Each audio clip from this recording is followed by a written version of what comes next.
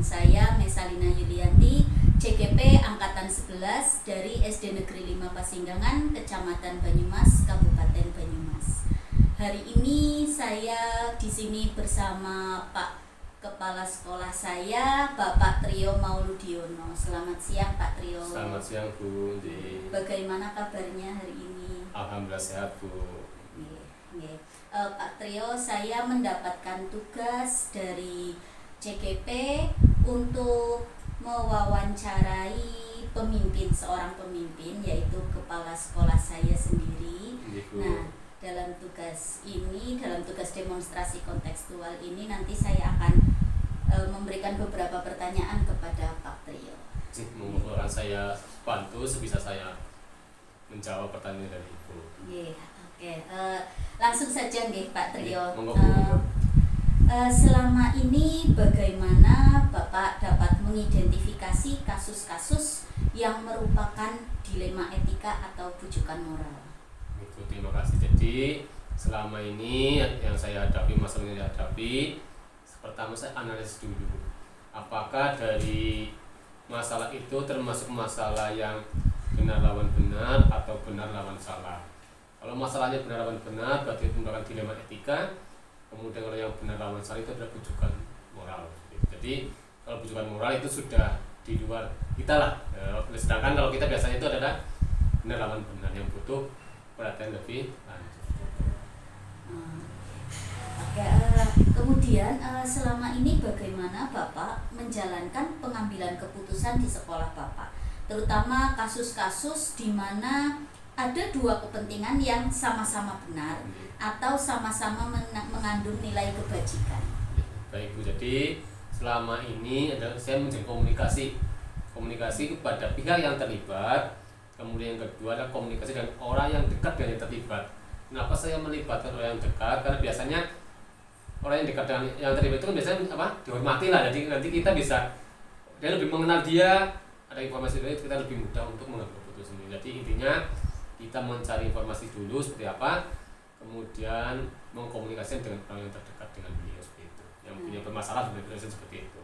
Oh iya, baik Pak, terima kasih. Kemudian selanjutnya Bapak, langkah-langkah atau prosedur seperti apa yang biasa Bapak lakukan selama ini? Ibu, sebetulnya sih untuk pengambilan keputusan itu kebetulan kadang kita langsung seperti ini jawabannya, tapi sebetulnya itu sudah kita bahas terlebih dahulu. Kita renungkan dulu ada masalah seperti ini. Yang pertama adalah saya menganalisis atau kita mengenali nilai-nilai apakah yang saling bertentangan di situ. Apakah sendiri lawan sendiri atau sendiri lawan kelompok, benar lawan benar atau benar lawan salah. Kemudian yang kedua, mengidentifikasi pihak-pihak yang terlibat. Jadi siapa aja yang terlibat itu kan menentukan keputusan kita yang nanti kita ambil. Misalkan guru dengan guru, beda dengan murid atau wali murid dengan wali murid seperti itu. Jadi melihat siapa yang punya masalah itu. Kemudian yang ketiga, mencari informasi. Nah, informasi di sini kita tidak hanya pada satu orang saja, tapi yang punya masalah kemudian juga yang terlibat. Maksud terlibat sini bukan berarti yang langsung terlibat, artinya dari pihak-pihak lainnya. Misalnya tadi ada yang terdekat, bagaimana cara dia pandangnya, bagaimana menerima keputusan bagaimana, atau mungkin juga komunikasinya dia bagaimana seperti itu. Jadi kita melihat dulu siapa yang terlibat, kemudian komunikasikan untuk mencari data. Kemudian yang keempat, kita melibatkan warga sekolah. Tentunya di sini kita bermusyawarah seperti itu. Tidak hanya itu tidak saya ambil sendiri, tapi sekecil apapun itu masalah, usahakan saya sampaikan dulu ke teman-teman guru. Gitu. Kemudian dari pelibatan masalah ini sebenarnya ada tahapan-tahapan lah. Gitu. Kita bisa melihat masalah ini bertentangan dengan hukum atau tidak. Kalau sudah bertentangan dengan hukum, otomatis kan ini bukan lagi kita berbicara dengan dilema etika. Itu sudah bujukan moral. Tapi kalau yang dilema etika ini kita lihat bagaimana masalah ini benar lawan benar. Kemudian kita lihat lagi, kita rasakan, kita mengambil keputusan seperti ini, kira-kira kalau diterapkan diri kita sendiri bagaimana? Karena terus itu kita mengambil keputusan seperti ini, kadang ini tidak, kalau begini kan saya juga tidak mau, maka saya masalah itu dan itu. Jadi kita menilai pada diri kita sendiri juga, memposisikan diri kita ketika kita yang terlibat masalah yang diberi keputusan. Jadi itu kita kemudian kita musyawarahkan tadi dengan teman-teman, Kemudian yang berikutnya kita mencari alternatif keputusan atau apa opsi dilema kata itu, yang bahasanya seperti itulah. Kita alternatif jawaban jika keputusan yang pertama kita berikan kok mentah atau tidak diterima, kita akan ambil keputusan yang lain. Jadi kita sudah mempersiapkan tapi kira-kira keputusan apa yang akan menjadi cadangan, intinya cadangan seperti itu. Kemudian yang berikutnya baru kita memberikan keputusan. Tetapi setelah kita berikan keputusan bukan berarti kita selesai di situ. Kita tetap memantau atau merefleksikan kira-kira bagaimanakah mereka menerima setelah keputusan ini selanjutnya hari ini atau besok bagaimana. Kadang kan orang kan kadang ada rasa kayak ya di sini tapi nanti di luar masih berkembang. Nah itu kita juga keputusan jadi diberikan, kita tunggu apa refleksinya, kita refleksikan seperti itu. Jadi intinya kita bermusyawarah, intinya musyawarah di sini gitu. Intinya musyawarah dan sampai pengambilan keputusan pun masih dipantau terus ya Pak. Gitu. Karena ya memang kita normal lah kita mengatakan di sini ya banyak kan sebenarnya itu kan banyak kan seperti itu. Kemudian Pak, hal-hal apa saja yang selama ini Bapak anggap efektif dalam pengambilan keputusan pada kasus-kasus dilema etika? Jadi yang saya anggap di sini adanya keadaan sekolah yang kondusif, dewan guru dan kami saling bekerja sama dengan baik, kemudian pihak komite selaku mitra kerja kita, kemudian juga dengan pihak pengawas, dengan korwil dan lain-lain, itu adanya komunikasi yang baik. Itu kemudian yang kedua adanya musyawarah, kita melaksanakan musyawarah untuk menghadapi atau memecahkan masalah yang ada. Kemudian yang ketiga kita meminta pertimbangan, walaupun pihak sekolah kita minta pihak yang ketiga, artinya tadi bisa ke komite, bisa ke pengawas sekolah atau pihak lainnya lebih mumpuni di bidang itu. Kemudian yang berikutnya adalah di sini tadi kita menerang nilai kita tadi, kita melaksanakan seperti ini, kita terima diri sendiri dan kita tidak. Jadi tidak langsung diberikan tapi kembali ke kita lah, karena kita sebagai pelakunya, kita nyaman apa tidak, jadi seperti itu. Jadi kita juga memegang prinsip-prinsip tadi seperti itu. Dari prinsip itu kita laksanakan kepada orang. Jadi itu intinya musyawarah, kerjasama dengan pihak lain dan diri kita sendiri. Keputusan itu kita berikan diri sendiri, kita bisa menerima atau tidak. Gitu. Jadi, nyaman apa tidak kita berikan keputusan seperti itu. Bercermin. Gitu. Nah betul, bercermin kita bercermin. Kadang ini melaksanakan keputusan ini kita ada yang nggak jelas, yang berbeda nggak bisa. Nah itu kan berarti kan ada tidak wajaran dalam hati itu. Kemudian hal-hal apa saja yang selama ini merupakan tantangan dalam pengambilan keputusan pada kasus-kasus dilema etika? Ya, tantangannya tadi kita bagaimana keputusan itu bisa diterima semua pihak, benar-benar diterima. Kita dikatakan bahwa iya tapi kadang tidak, iyanya tidak maksimal, ya jadi saja tapi di luar masih berkembang. Itu yang kita tantangan kita seperti itu. Jadi bagaimana misalkan masalah ya benar-benar masalah itu selesai dan mereka saling menghargai keputusan dan menerima keputusan itu. Jadi tantangannya itu bagaimana semua pihak yang terlibat punya masalah mampu menerima keputusan yang diberikan. Kemudian apakah Bapak memiliki sebuah tata cara atau jadwal tertentu dalam sebuah penyelesaian kasus dilema etika? Apakah Bapak langsung menyelesaikan di tempat atau memiliki jadwal untuk menyelesaikannya dengan bentuk prosedur atau seperti apa yang Bapak jalankan? Untuk selama ini yang sudah saya hadapi, saya akan hal itu juga. Tapi tidak mungkin juga kita melihat di sini, kita melihat seberapakah urgennya masalah itu. Kalau masalah itu kita anggap wajar, ya mungkin hal itu juga kita selesaikan. Tapi misalkan masalah itu sudah kompleks, sudah luas, ya kita juga membutuhkan masukan dari pihak lain. Jadi kalau masalah ini kompleks tadi, kita membutuhkan waktu. Bisa pertama dengan mereka berdua yang punya masalah, kita diskusikan hal itu dengan dewan guru. Hari berikutnya kita baru ke pihak yang lain, pihak yang lebih berkompeten, yang lebih menguasai. Lalu yang ketiga nanti kita kumpulkan semua. Dan mungkin ada waktu tersendiri lah. Tapi intinya kalau kita masalah yang saya hadapi selama ini, alhamdulillah saya selesaikan pada hari itu juga. Kemudian Bapak, adakah seseorang atau faktor-faktor yang selama ini mungkin mempermudah atau membantu Bapak dalam pengambilan keputusan kasus-kasus dilema etika? Ya jelas ada Bu di sini. apalagi saya di sini kan baru, saya sebagai kepala sekolah baru di sini juga kan belum mengetahui bagaimana karakteristik warga sini lah. Jadi itu kita membutuhkan, alhamdulillah peran serta komite, ketua komite atau yang dituakan di komite kita punya, kita aktif berkomunikasi, kondusif, mereka mendukung kita, kemudian dari guru-guru juga merespon apa kita sampaikan. Jadi intinya di sini adanya musyawarah yang baik atau lingkungan sekolah yang kondusif, juga peran serta dari komite yang sangat baik juga seperti itu. Jadi komite memang sangat berperan. Iya, karena mereka lah yang mengetahui sehariannya masyarakat di sini bagaimana seperti itu. Kemudian Pak, ini yang terakhir.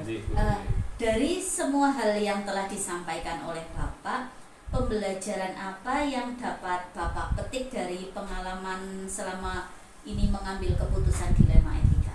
Ya Bapak Ibu, ini setiap sesuatu pasti ada yang kita ambil kita ambil pelajari. Yang pertama, bagaimana sikap kita untuk bisa sabar menghadapi masalah.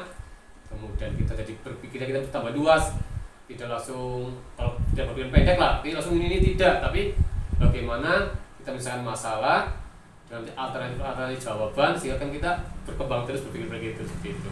Jadi yang pertama, meningkatkan kesabaran kita, melatih kedewasaan. Yang kedua, menambah ilmu atau daya pikir kita untuk memecahkan masalah dengan keputusan yang terbaik. Kemudian yang ketiga, bagaimana cara kita berkomunikasi. Kita belajar bagaimana berkomunikasi dengan pihak lain. Kadang ngomong seperti ini di pihak lain tidak diterima, kita harus bisa menggunakan bahasa yang pas seperti itu kan. Jadi kita intinya musyawarah itu perlu. Jadi kemudian yang berikutnya adalah saya sendiri jujur sebagai yang masih baru di sini, masih muda, harus banyak belajar, baik nilai prinsip-prinsip atau nilai-nilai pendidikan, belajar berkomunikasi, belajar menata ruang sekolah, menata guru, kemudian bagaimana kita menghadapi masyarakat. Jadi itu di sini kita belajar sekali, kita pelajari dari sebuah masalah yang ada.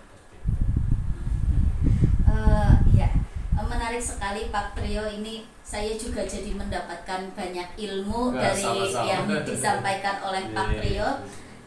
Saya ucapkan terima kasih sekali atas kesediaan Pak Trio untuk melakukan wawancara ini.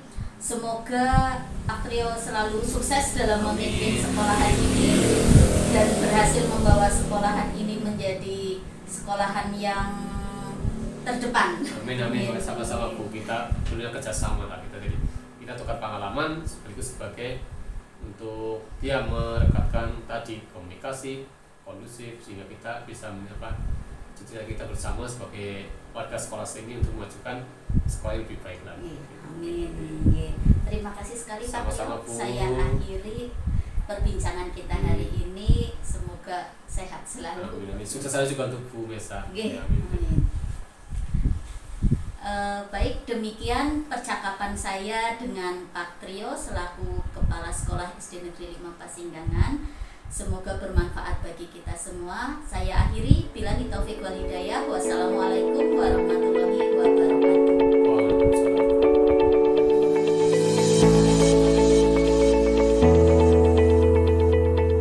Assalamualaikum warahmatullahi wabarakatuh. Bertemu kembali dengan saya Mesalina Yudianti, CGP Angkatan 11 dari SD Negeri 5 Pasinggangan, Kecamatan Banyumas, Kabupaten Banyumas. Hari ini saya ditemani oleh Ibu Ari Kusmiati. Beliau adalah Kepala Sekolah SD Negeri Kalibakur. Selamat pagi Bu Ari. Selamat pagi Bu Mesa. Bagaimana kabarnya hari ini Ibu? Alhamdulillah sehat. Bu Mesa sehat? Alhamdulillah. Bu Ari, hari ini saya mendapatkan tugas dari CGP untuk melaksanakan acara dengan kepala sekolah itu tentang pengambilan keputusan berbasis nilai-nilai kebajikan sebagai pemimpin. Nanti ada beberapa pertanyaan yang ingin saya sampaikan kepada Ibu. Silakan Bu Mesa. Langsung saja Ibu. Untuk pertanyaan yang pertama, selama ini bagaimana Ibu dapat mengidentifikasi kasus-kasus yang merupakan dilema etika atau rujukan moral? Iya. Begini Bu Mesa, dalam mengidentifikasi permasalahan antara dua hal, antara rujukan moral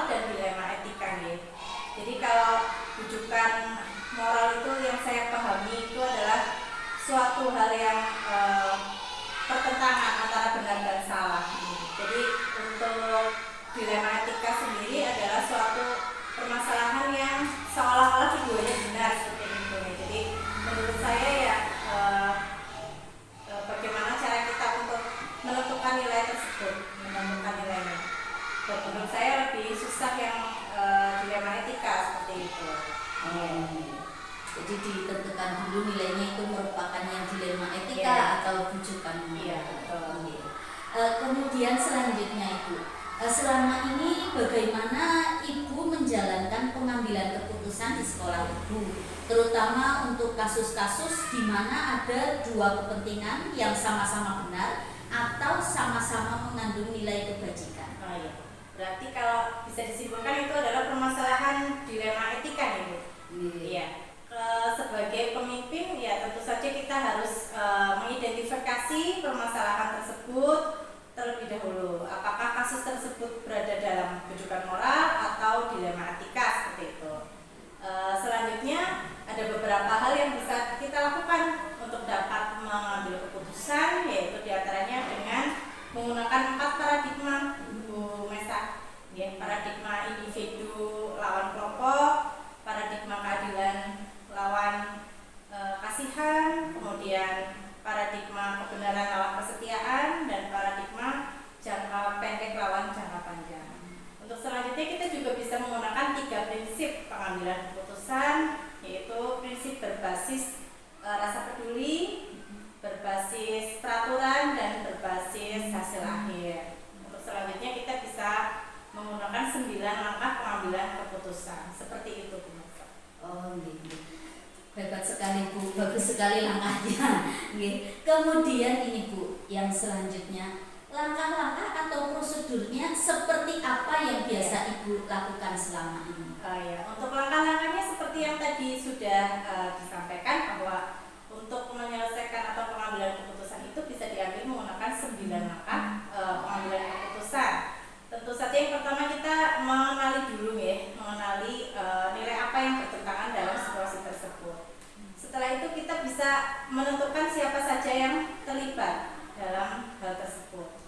Kemudian dalam hal tersebut kita dapat melibatkan guru untuk mengumpulkan fakta pemirsa. Jadi kita setelah itu bisa melakukan pengujian benar dan salah, kemudian bisa melaksanakan 3 prinsip resolusi, mencari kemungkinan penyelesaian masalah, kemudian mengambil keputusannya seperti apa. Setelah diambil keputusan kita refleksi lagi apakah keputusan itu benar atau masih ada yang perlu diperbaiki seperti itu. Selanjutnya Ibu, hal-hal apa saja yang selama ini Ibu anggap efektif dalam pengambilan keputusan pada kasus-kasus dilema etika? Iya.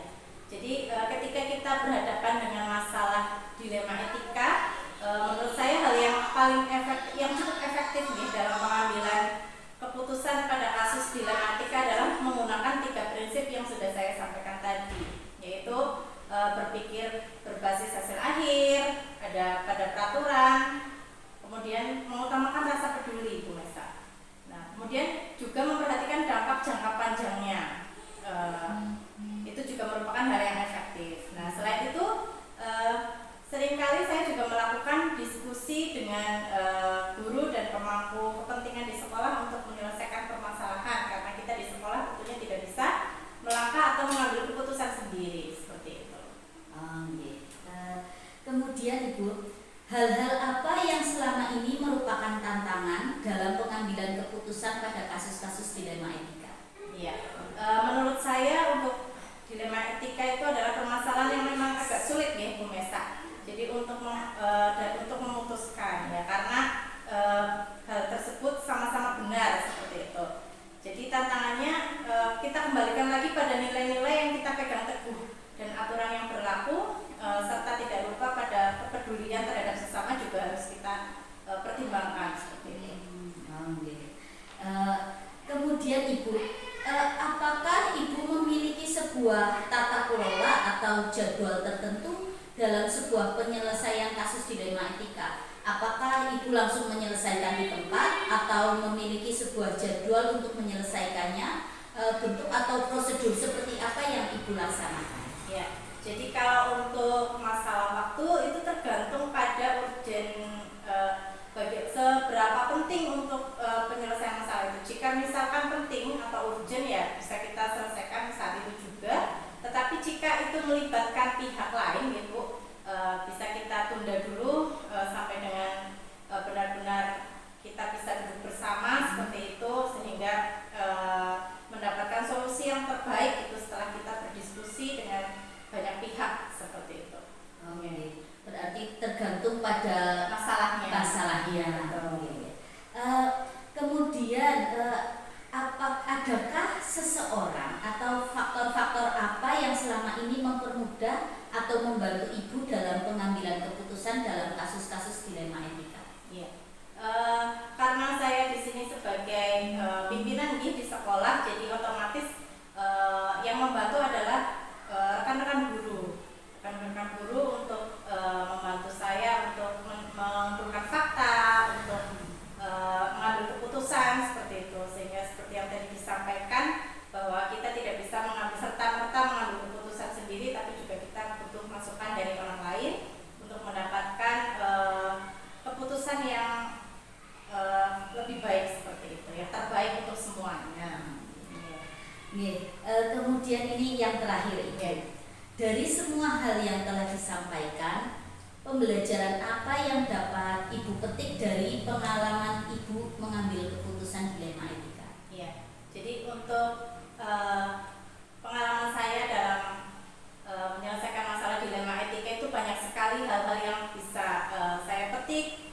Antara lain adalah nilai-nilai kebajikan diri, kemudian tentang bagaimana prinsip mengambil keputusan itu sendiri, paradigma berpikir, kemudian bagaimana langkah-langkah mengambil keputusan yang menjadi dasar pengambilan keputusan itu sehingga kita dapat mendapatkan keputusan yang tentunya bertanggung jawab seperti itu.